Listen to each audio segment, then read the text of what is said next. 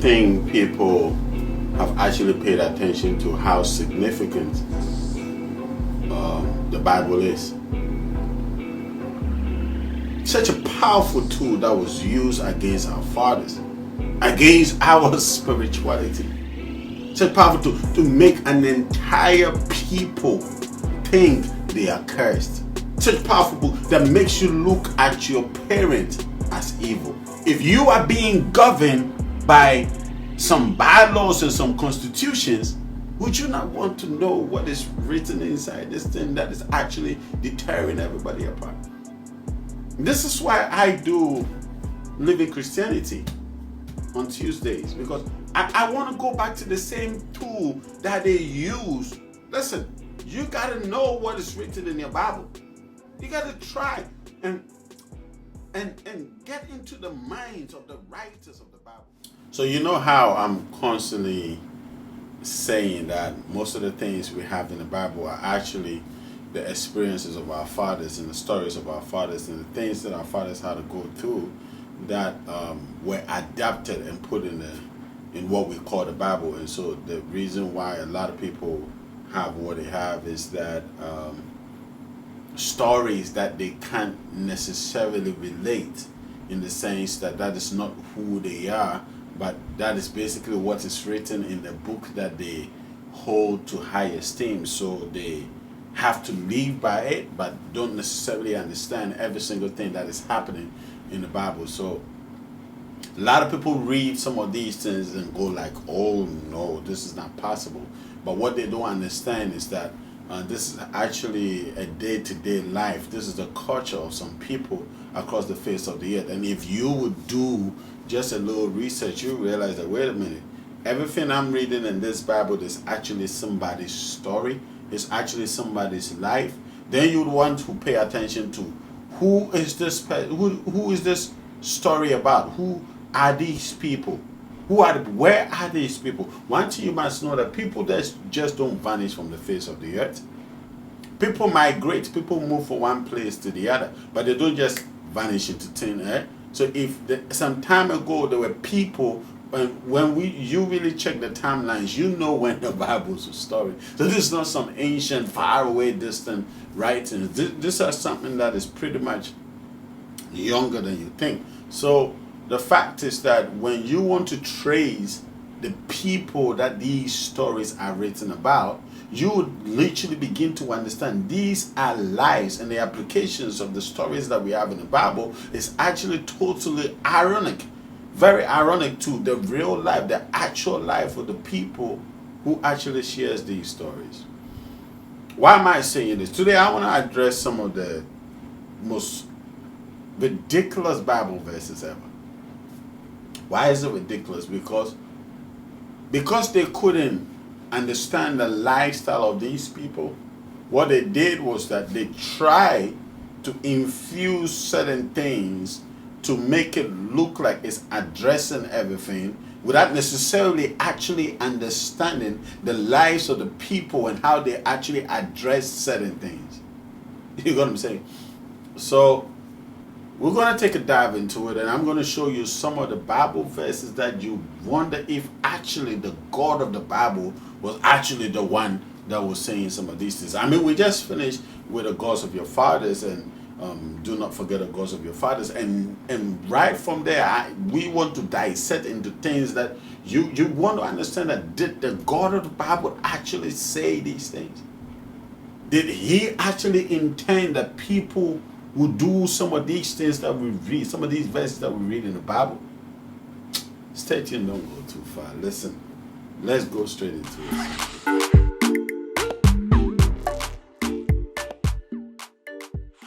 Aquaba. Welcome, listen guys, honestly, welcome to the Melanated Truth. My name is Kojo Bento. Always, I'm here to first and foremost serve you. That's my job. That's why I'm in this dimension, to serve you. So I get excited all the time. I get opportunity to come your way. Somebody was asking that, wait a minute, I wonder if you're the same person in person, if you get what I'm saying. Like my my presence on YouTube, somebody was asking if they wonder if I'm the same person in person, and actually, I'm quite a, I'm a very quiet person. People don't know that I'm very quiet.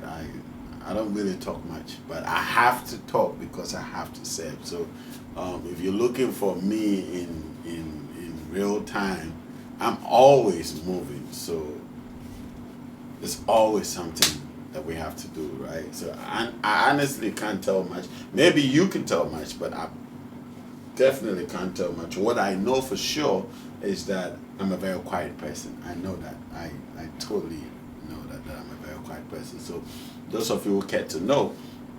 But I want to say a big thank you to the Creator, our Father, for always being who He is. Giving us this life, allowing us to receive what we have now, and allowing us to be, sorry, messages keep coming in, allowing us to be who we are now, and allowing us to have the form that we have and to be in this dimension as we are is totally awesome. And it's totally something that we should cherish, and totally something that we should take pride in, that the Creator has allowed you be who He needs you to be. He's not holding back at all. He's not taking anything from you. So also, we want to say a big thank you to the Mother Earth for always being who she is. And of course, the powers that be, the powers of the air, earth, water, fire dimension. The day goes, ajo abene awoku ya efi. Amen. I want to say a big thank you to Nana Boakwan. I want to say a big thank you to Nana Tabil. I want to say a big thank you to Nana Kabotre. I want to say a big thank you to Nana Fosu. I want to say a big thank you to Naira Nabra Bona. I want to say a big thank you to Nono Tubia and Su. I want to say a big thank you to Nafe Jaima, of course. And Nana Frama, we are humbled by your presence and your constant assistance and constant directions and teachings that you give to every member of this community. And if you don't know, the fast is going on. The fast is going on. The fast is going on. We are a couple of days in, and it's going well so far. So if you are watching me on YouTube right now, you better inquire about the fast. Hit the description in the button and come on in, and you know what? Let's have a conversation. But also, I want to also make this announcement that, listen, we are building, we are moving, we are building, we are moving. It's time to build. It's time. Our time is now. It's time to build. So we're building. If you want more details, please just contact the details in the description, and just come into the community. We'll take it from there. Anyways, without much ado, I just want to go straight to my subject for the day. Some of the most ridiculous Bible verses. And I want to start from Mark 10. I'm going to read a lot of scriptures, and I think I should use the message to actually help break down some of the King James translations, but my Message Bible is over there. And let's see what I'll do with the King James. So Mark 10. Let's read from Mark 10.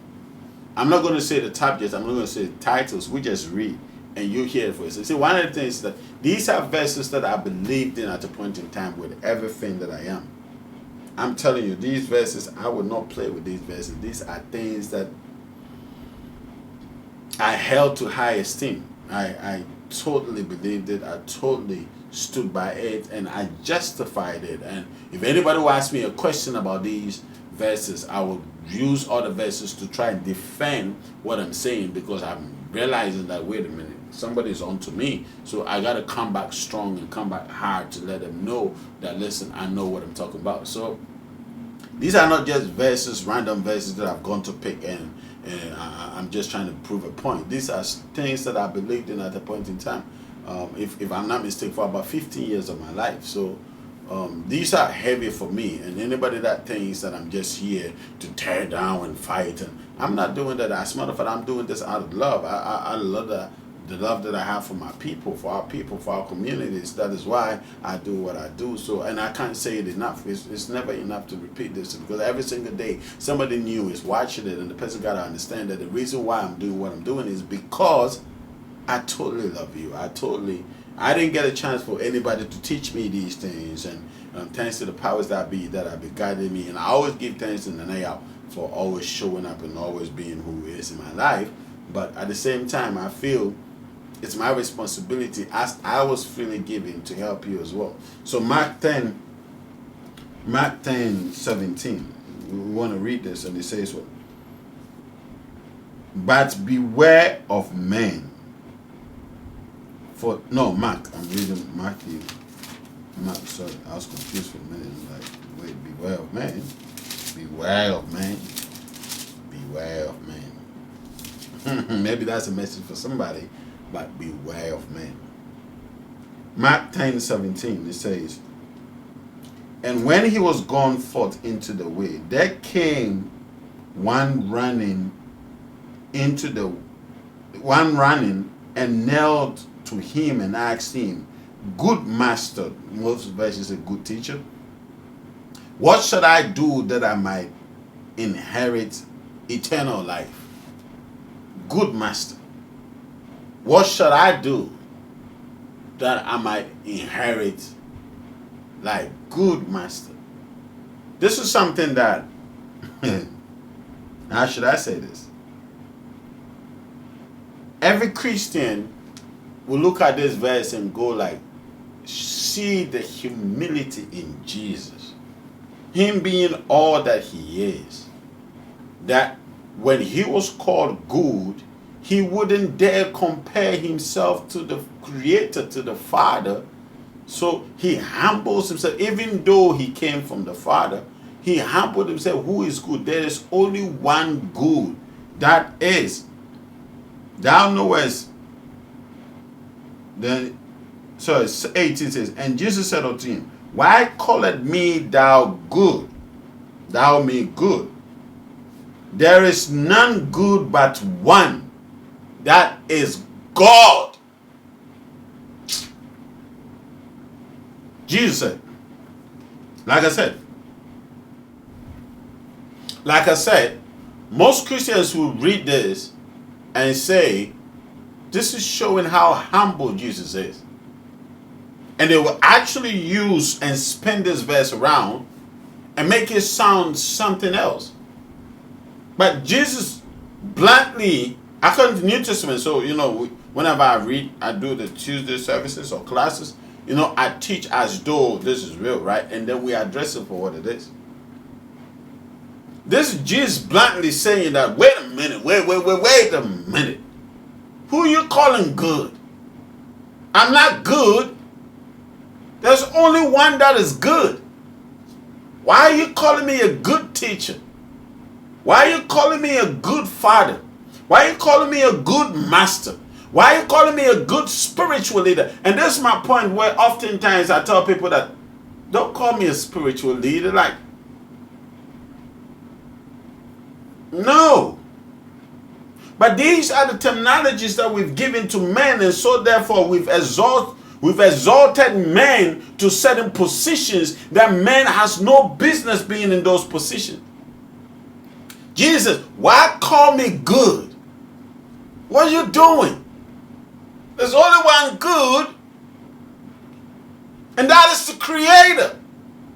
What most Christians don't pay attention, there is none good but one, that is God. Of course, we know it's about the Creator. There's certain deficiencies in this, but that's not what we're dwelling on today. There's only one good but God. That's it. There's no other that is good. Jesus said it. I didn't say it. I'm not saying it. Jesus said, there's only one good. Why call me good? Why do that? This is Jesus denying Himself as God and saying there's only one good, that is God. I bet you've been reading this for so many years and never really paid attention to the fact that Jesus was saying there's only one good. That is God. One He didn't say two. He didn't say the three are one. The two in one, three in one. Father and Son and Holy Spirit. No. He said that it is only one good. Christians love to avoid this verse. This verse makes a lot of Christians pastors uncomfortable. Because it says, how are you going? And the danger is that, oh, you're reading on face value. Okay. Why do you read everything else on face value in the Bible? Why don't you mystify everything? So therefore, when you mystify everything, then when he says circumcised, you say, don't take it literally. It's a mystery. Don't take it literally. It means something else. When the New Testament says, just marry one woman, say that, oh, don't take it lightly. This mystery is mystified. It's deeper than that. It doesn't mean literally marry one woman. Why don't you do that to the other verses? And then when it comes to the verses that you actually don't have answers for, you say that, oh, wait a minute, this is deep mystery. This Jesus, I'm not God, I'm not good. As a matter of fact, I'm not good at all. I lie, I tell lies, I'm angry, I fight. And come on, you know.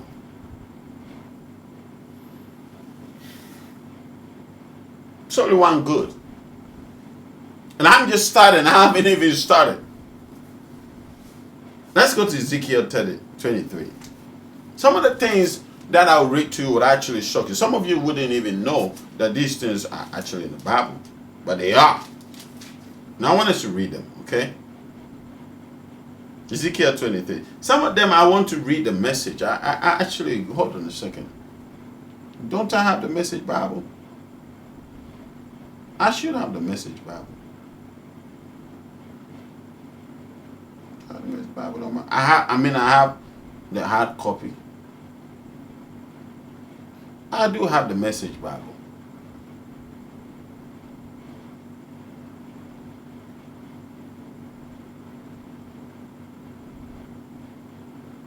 Okay. So let's go to Ezekiel 23. Just to okay.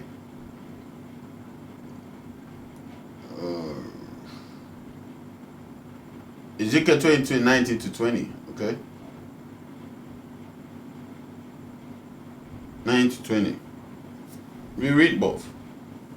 Yet she multiplied her whoredom in calling to remembrance the days of her youth, wherein she had played the harlot in the land of Egypt. For she doted upon their paramours. Her flesh is as the flesh of asses, whose issue is like the issue of horses. That thou callest to remembrance the loudness of thy youth, in bruising thy teeth by the Egyptians for the paps of thy youth. That is why I went to get. Some of you didn't understand anything what I just said. Like, but what is wrong with what you just read? There's nothing bad about what you just read.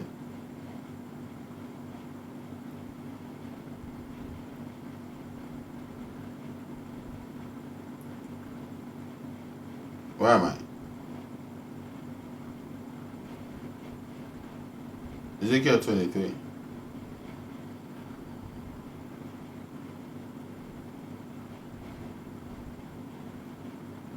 Oh. Wait a minute. So Ezekiel 23, verse 19. But that didn't slow her down. She went at her whoring harder than ever. She remembered when she was young, just starting out as a whore in Egypt. That whetted her appetite for more virile, vulgar, and violent lovers, stallions obsessive in their lust. She longed for the sexual prowess of her youth back in Egypt, when her firm young breasts were caressed and fondled. Well, there's nothing really wrong with this. What are you saying? Why are you being some type of way? I mean, you're trying to look for issues where there are no issues. What is wrong with this? There's absolutely nothing wrong with this. I mean, what are you doing, Kojo? What are you doing? Okay, there's nothing wrong with it. Because you didn't get it again. So let me try and make you get it again. Okay? Yet she multiplied her harlotry in calling to remembrance the days of her youth, when she had played the harlot in the land of Egypt. For she lusted for her paramours, whose flesh is like the flesh of donkeys, and whose issue is like the issue of horses. This is the God of Israel trying to compare the state of Samaria and the other one to, what do you call it? Two harlot sisters. And these harlot sisters do not desire anything but to go after men with big, sorry my language, dicks as the size of a horse and of a donkey. So bad that it tore apart her vaginas and messed up her breast. I'm like, what? You had me. I'm not making this up. I am not. Listen. That's why it's good to have many different Bible versions, so that when you can understand exactly, and I'll tell you why this is ridiculous in a second. And so many other Bible versions say it in so many ways. Yet she multiplied her whoredoms in calling to remember the days of her youth, in which she had played the harlot in the land of Egypt. For she lusted after her lovers, whose flesh is like the flesh of donkeys, whose issue is like the issue of... Oh, there's a place that talks about a vagina, and how these men with big dicks, like the donkey, that of the horse and that of the donkey, destroyed her vaginas. Read the entire chapter. It is there.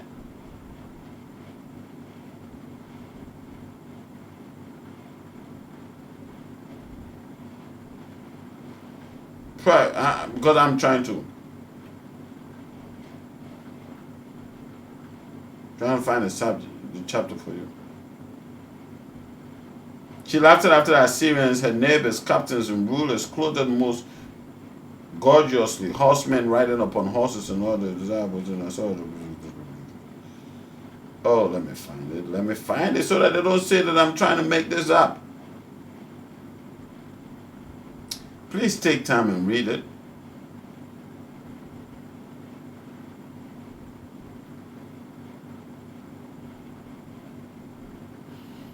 These uncovered her nakedness. They took her sons and her daughters and slew her with the sword. She became despised among women, for they had executed judgment upon her. What do you understand by they slew her with the sword? How is she killed with a sword? By you guys. Therefore, I handed over into the power of the lovers. And this is the God of Israel handing over this lady, who the God of Israel says is a prostitute, because she's comparing. She has never given up her whoredom, brought from Egypt from the youth. They lay with her, and they bruised the breast of her virginity, and poured their whoredom bruised the breast of her virginity. So these people, this is a vivid picture of how this whore slept with men who had penis like horses and donkeys. And obviously,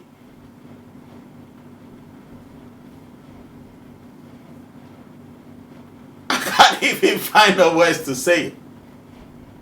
Now, you might not look at it, and you might look at it and say, but what is wrong with this? It just been. Why on earth would the God of the Bible, who is the most righteous of all, paint a picture of such crudity upon this woman and he is just trying to set up some ironies and some metaphors to explain? These are parables.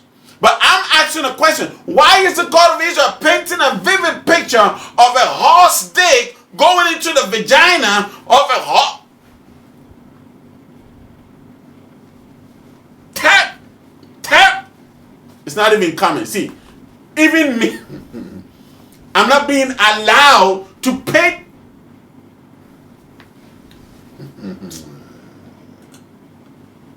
This verse is in the Bible.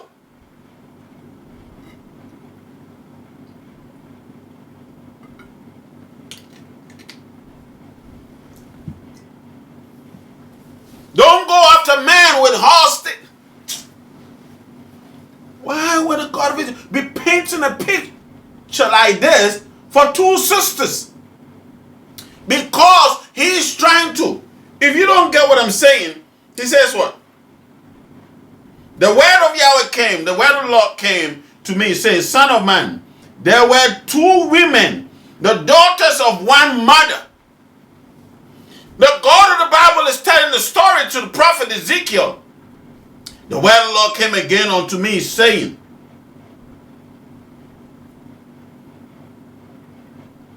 the word of the Lord came unto me, saying, Son of man, there were two women, the daughters, and they committed whoredom. So the God of Israel is the one telling this story, and he's telling the story of these two women who practiced whoredom and gave a vivid detail. My question is, were you watching it? I'm wondering if the God of Israel is addicted to porn, that so much so that he's watching. Why didn't he? Come on. Why are you even painting this vivid picture?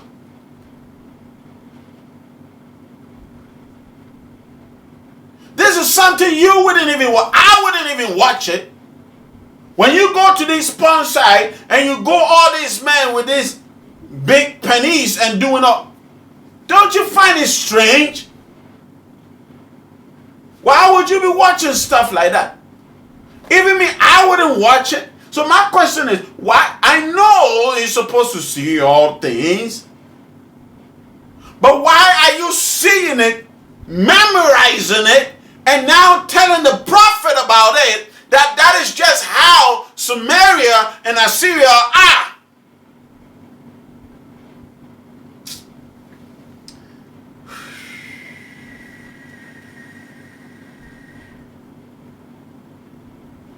So Samaria and Jerusalem. You could have used any other thing, any other picture, any other experience. And why paint such a vivid picture? I'm just starting. We haven't gone anywhere. Don't worry about it. Don't worry about it. We're just starting. I'm giving you some of these places. Hosea 13:6. I'm just giving you ridiculous verses in the Bible. Hosea 13:6. Okay. Hosea 13:6.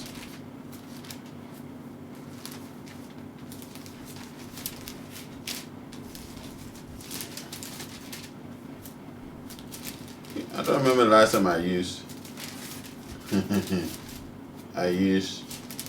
a hard copy Bible. Hosea 13:6. It says, according to their passion, right? According to their passion, so were they filled. They were filled and their hearts were exalted. Therefore, they have forgotten me. Therefore, I would be unto them as a lion, and as a leopard. By the way will I observe them. I'll meet them as a bear that is bereaved of her harps, and would rend and curl of their heart, and will rend and curl off their heart. And there I will devour them like a lion. The wild beast shall tear them up. O Israel, thou hast destroyed thyself, but in me is thy help. I'll be thy king. Where it goes on and on and on and on. I'm like, wait. Are you guys reading this?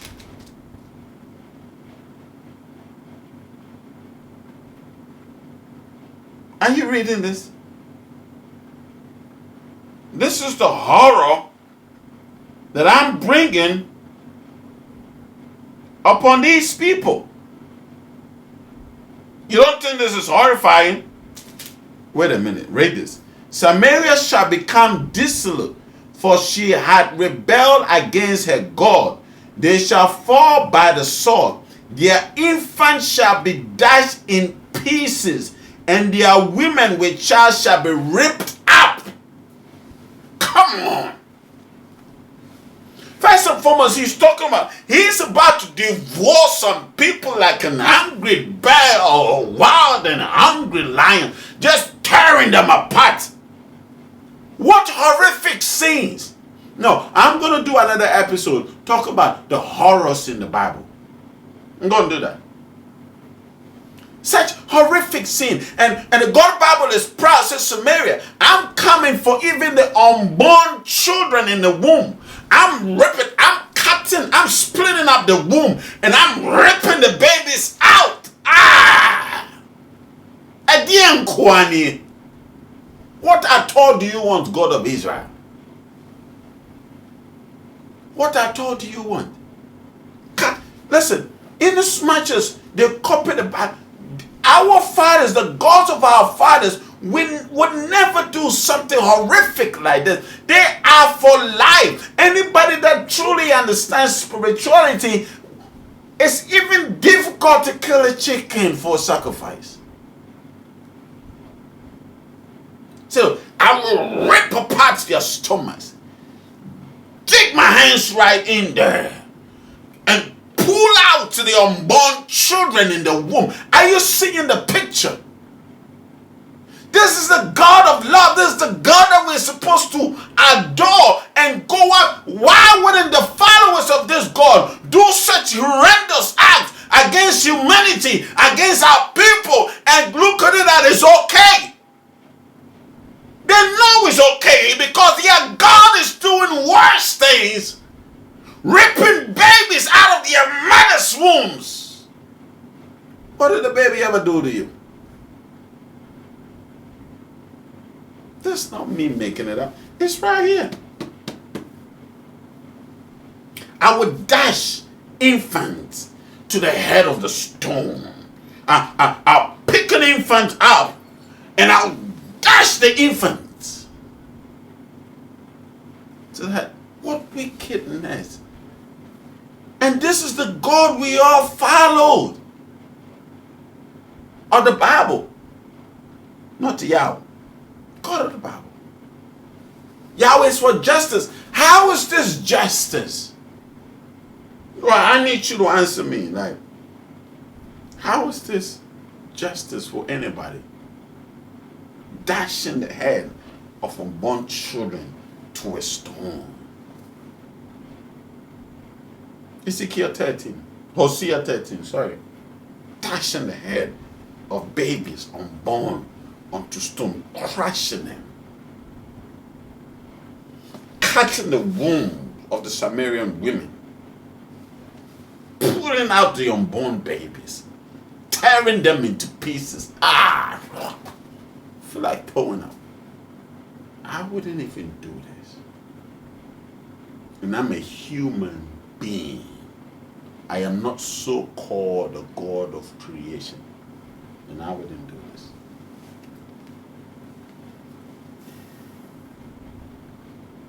Leviticus 21.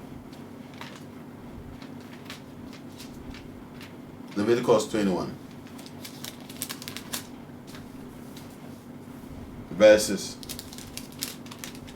18 to 21. Let's read it.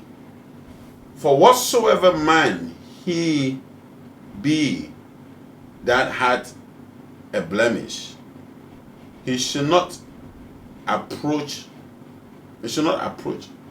a blind man or a lame man or he that has a flat nose.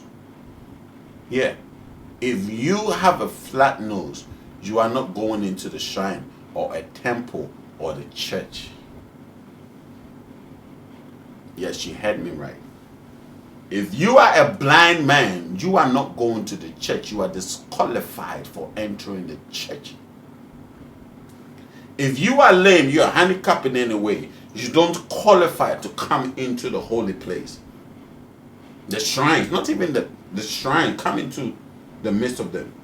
Speak unto Aaron, saying, whoever he be of thy seed in their generation that has any blemish, let him not approach to offer the bread of his God. Let him not approach to offer the bread of his God. For whosoever man he had had blemish, he had not approached a blind or a lame, or he that has a flat nose, even a flat nose, or anything superfluous. If the man has any kind of flaws, you do not qualify to offer up any offering. If you are handicapped, I know a lot of priests that have one or two issues and they do amazing healings and amazing things. It says, if you have any superfluous,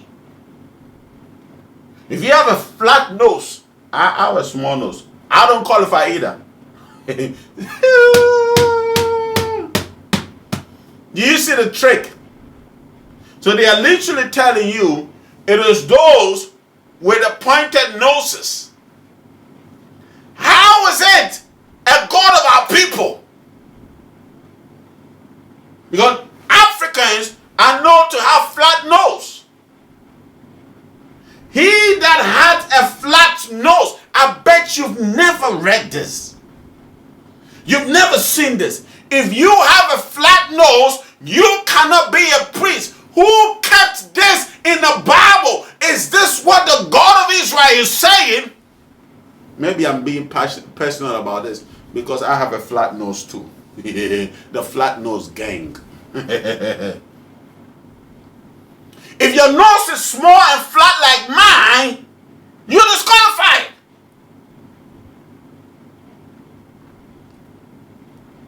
Or a man that is broken-footed, or if your feet is broken, your hands are broken, you are disqualified to offer the God's bread.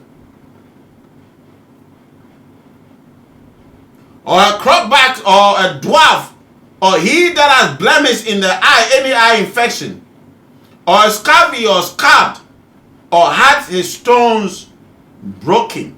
Do you know what it means to have his stones broken? It means anybody with the testicles broken, you are disqualified. What are this? Anybody that has his balls. Again, another vivid picture.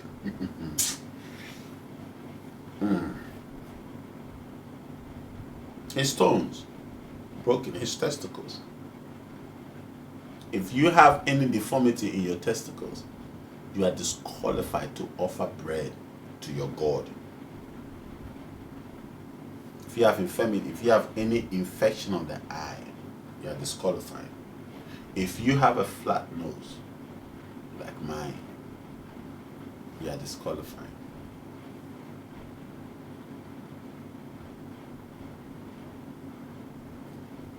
No man that has a blemish of the seed of Aaron, the priest shall come now to offer the offerings to the Lord. And it goes on and on and on and on. The big one for me in this verse is the flat nose. If your nose is not pencil sharp, if your nose is not pointed, you cannot be a priest. Right here.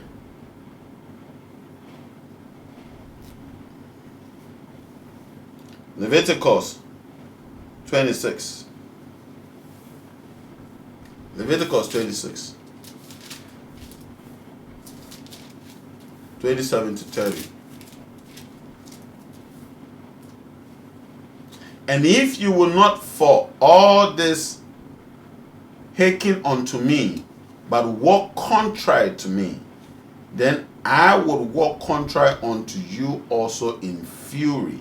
I, even I, will chastise you 7 times for your sin.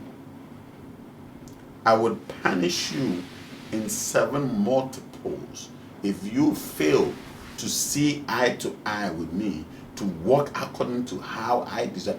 I will punish you 7 times 7.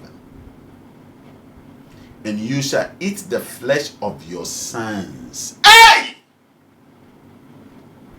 Hey! You shall eat the flesh of your sons. I'm not making this up. Say so.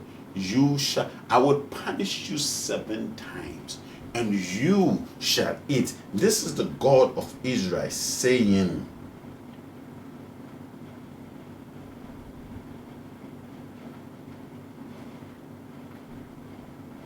and you shall eat the flesh of your sons, and the flesh of your daughters shall ye eat. Is it not the same God that said, this God, these other people are abomination because they let their sons pass through the fire? At least when their sons pass through the fire, it didn't say stay in the fire, so they can quickly run through the fire and come back. This, you are chewing the flesh of your sons, and the flesh of your daughters shall ye eat. And I will destroy your high places and cut down your images and cut your carcasses upon the carcasses of your idols, and my soul shall abhor you. You would eat, if you go contrary, you will eat the flesh of. This is not somebody making the other people. This is the God of Israel and showing that you eat the flesh. Was he high? What kind of mentality? Did he have a mental breakdown? What kind of what would make you in any type, shape, or form encourage anybody at all because they have gone against you to eat human flesh? What? I remember I used to carry my Bible like this. I used to adore it so much because every single word in here is from the Creator. There's not a single word in here that is wrong. Well, your Creator is saying, if you sin, you will eat the flesh of your sons and your daughters. I will make you do it. Deuteronomy 23. We're just warming up. And no time will not permit me. I'll continue next week. I'll continue.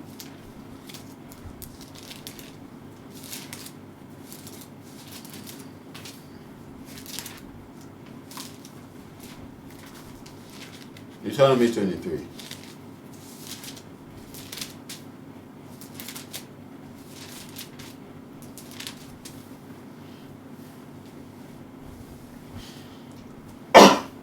Verses 2. Let me start from 1.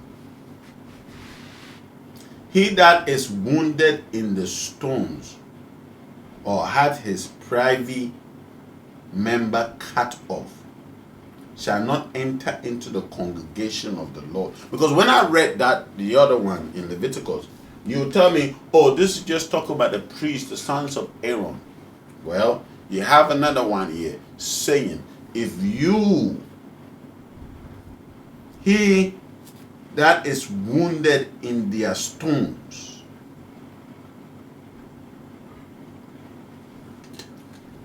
maybe you do not understand it. If you have an infection with your balls, where's the message? Where's the message? You telling me? Let's see how the message will break it down. Deuteronomy 23.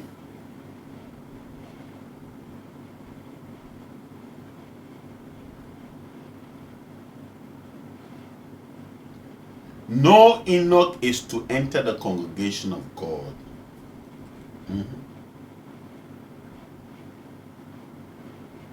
No, let me read it. Wounded in your stones, and had the privy member cut off. Privy. What does the privy member mean? Let's dissect this. I will show you something that will shock you. Let us digest this, okay? Privy.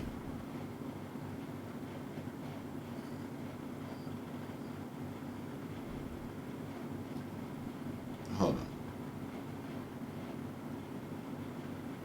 on. I like to break things down, so have patience, okay? Those excluded from the congregation, he who is emasculated by crushing or mutilation shall not enter the assembly of the Lord. You don't qualify. Emasculated. Let's look at the word.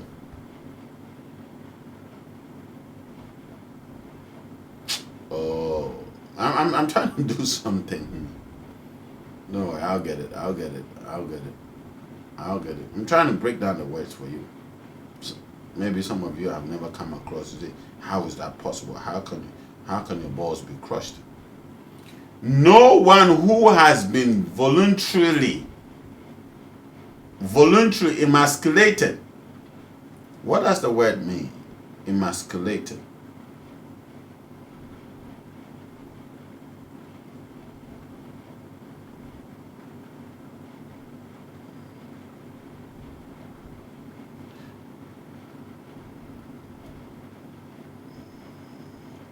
Emasculated is the removal of both the penis and the testicles, the external male organs. It differs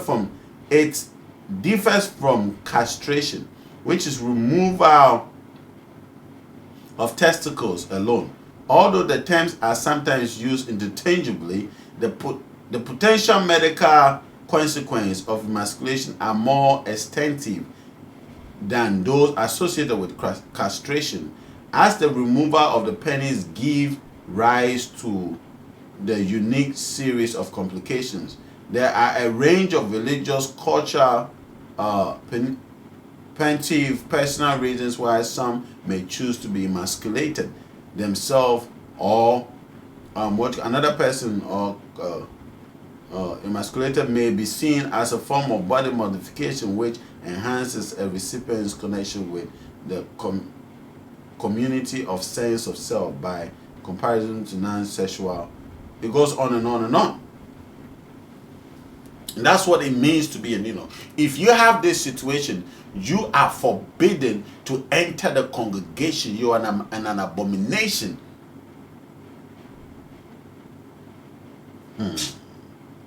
I know of certain cultures that the high priest needs, our cultures, I'll try to say, the high priest, the genitals of the high priest have to be cut. And it's a high priest. But in this case, you are forbidden. It's in the Bible. And it goes ahead to say what?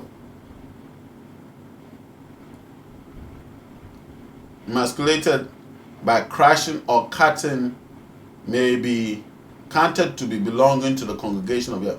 No one born of a forbidden marriage, nor his descendants shall enter the congregation of Yahweh, even to the 10th generation. Did you hear that? Those of you in the church that you are coming from a single home background, you are disqualified. A bastard shall not enter into the congregation of the Lord, even to his 10th generation. He shall not enter into the congregation of the Lord. This is it. So all the big bishops and bishop or whatever, that were bastard, that their parents gave birth to them in their teens, you are disqualified. The God of the so-called Bible that you hold to high esteem says, I do not know you. You are disqualified. You're a bastard. You're a bastard. You are not birthed in a marital home.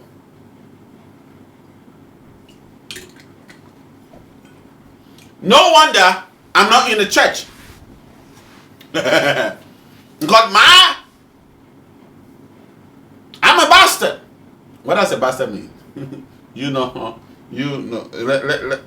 Let's break it down. Not that I don't understand the word, but I like no one born of a forbidden marriage, nor his descendants. So it's not just talking about the terminology, a bastard as in not having them, but every secret relation. Wait a minute. Wait a minute. How many wives did Jacob have? Oh, this doesn't count. How many wives did Abraham have? Oh, this doesn't count. Ishmael was blessed by the God of Israel. Leah's children were blessed by the God of Israel. Hannah's Samuel, the entire marriage, it's not a single one man. Oh, wait a minute. Even Solomon, that was considered the wisest of all, came out of a forbidden marriage. David killed Bathsheba's husband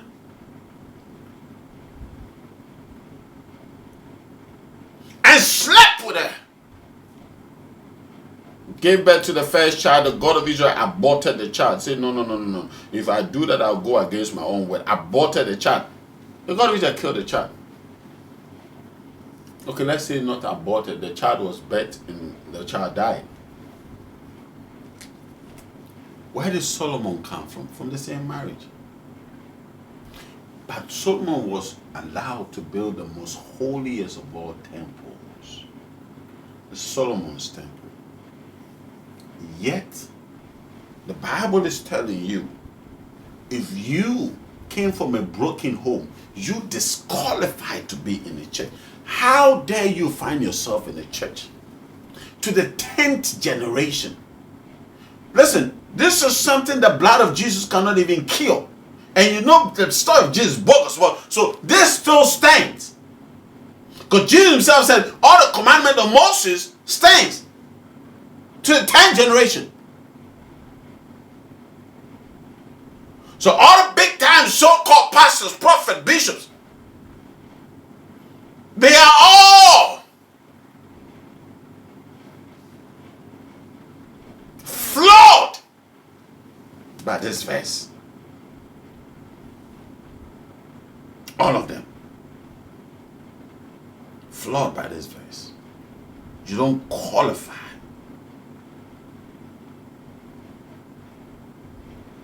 Even to the 10th generation, to the next, to the 10th, to the 10th, to the 10th, to the 10th generation, you don't qualify to be, not even be a high priest, to be in a, listen, you watching me, what's the situation between your mom and your dad?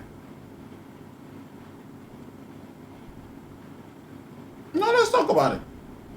What's the situation around your bed? What were you doing in the church? Because you don't qualify to be in the church. Even to the 10th generation, what were you doing in the church? Or best, what are you doing in the church? Check, what is the situation between your parents? Did they give birth to you at childhood? As teenagers? Were they married? If your parents were not married, they don't qualify. Qualify to be in a congregation.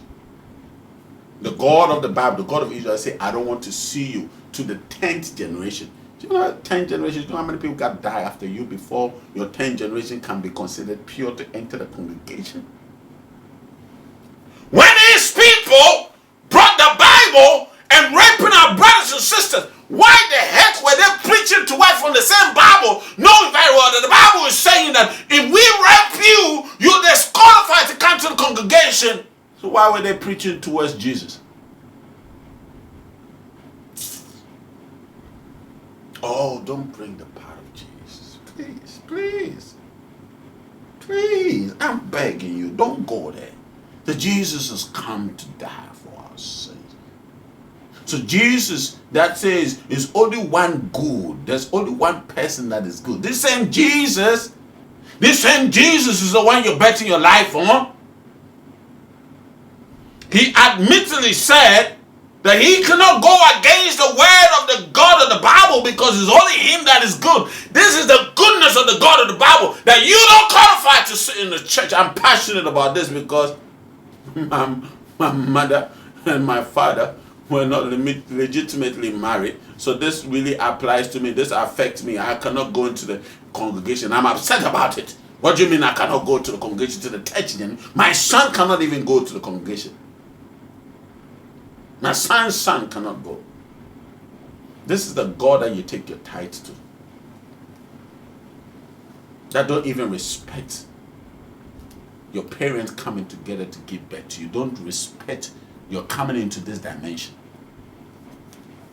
Because to you, you're an abomination to him. Jesus, that's who you want to bet your life on. Let's go to Matthew 5. Matthew 5. Okay? Matthew 5. Let's go. Jesus, Matthew 5.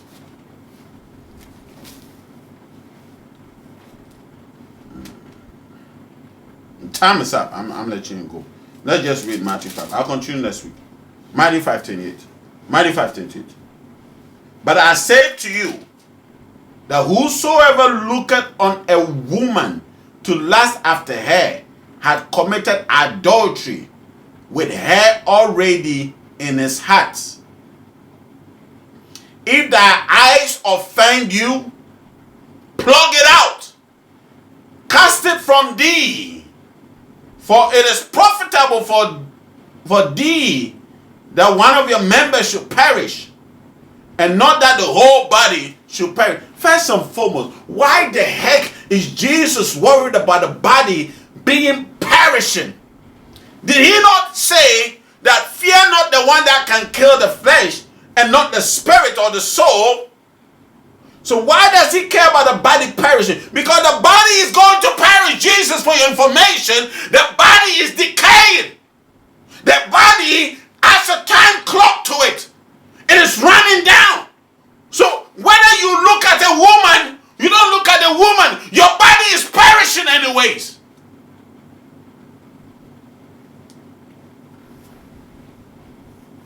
Let me ask you, why do you have your eyes on? Because everyone watching me right, you looked at a woman, you looked at a man. Some of you are looking at me right now. You are having fornications in your heart. You are perishing. Plug your eyes out. According to Jesus. And some of you that I'm looking at, my eyes got to go off. I cannot even read the Bible to come to you.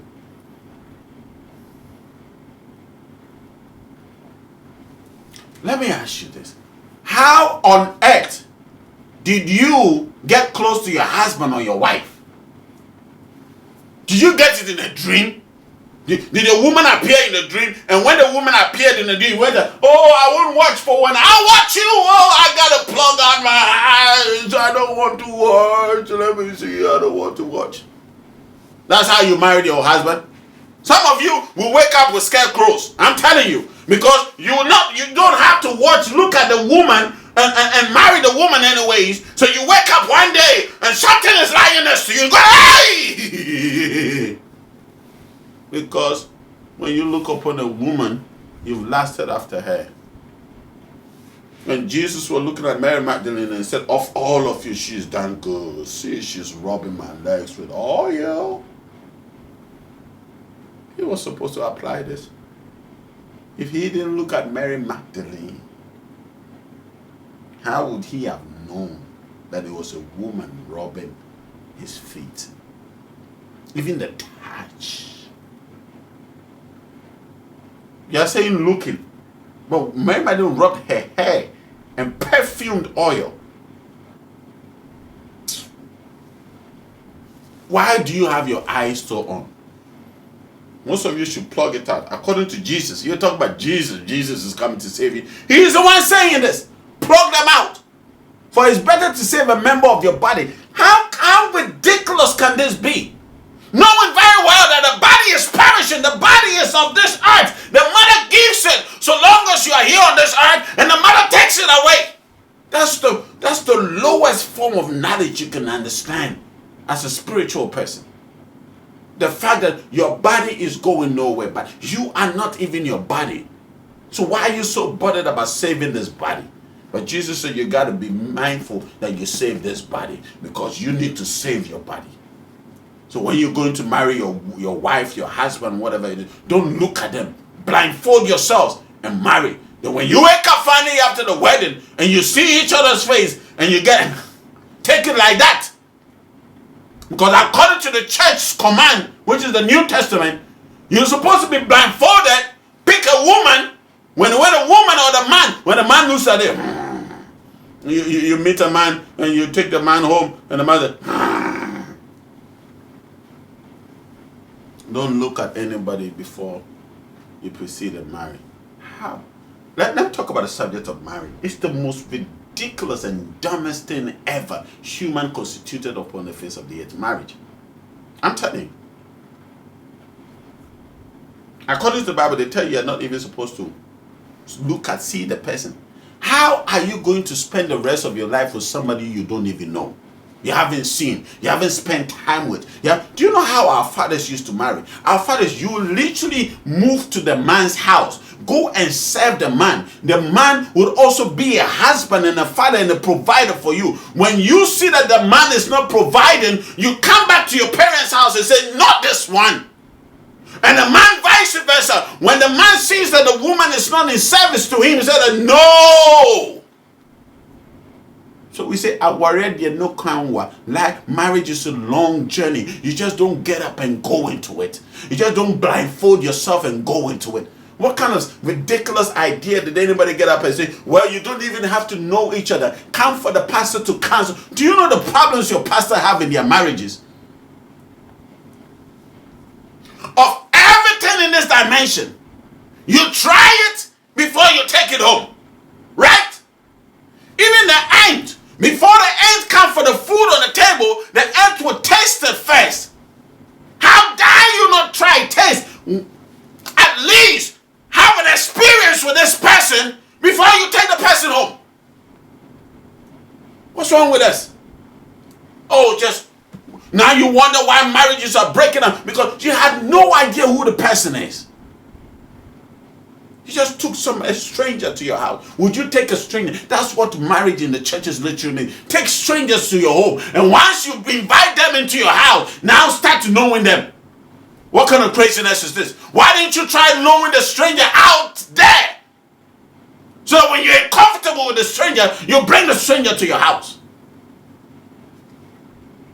I'm telling you, these are the things I held dear to my heart for 15 years. So I know what I'm talking about. Plus, but I'm just saying 15 years in full-time ministry. It's plus, but in full-time ministry. You understand what I'm saying? So I preach these things. But so long as you remain in there, you are dumb. I'm sorry, listen, I'm not calling anybody dumb. I love you guys too much. That's not what I'm saying. But you're dumb. No, that's not a word I'm going to use. I want to use this word.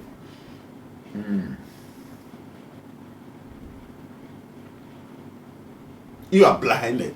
Yes, you are blinded by it until you come out. Listen, my time is up. I'll continue this next week. Next week, I promise you. Continue this next week. Have a great time. Love you guys. Have a good night. I can't say much. I'll definitely continue next week. Let me mark where I got to, so I can continue next week. Okay? Next week. Have a great night, guys. Love you.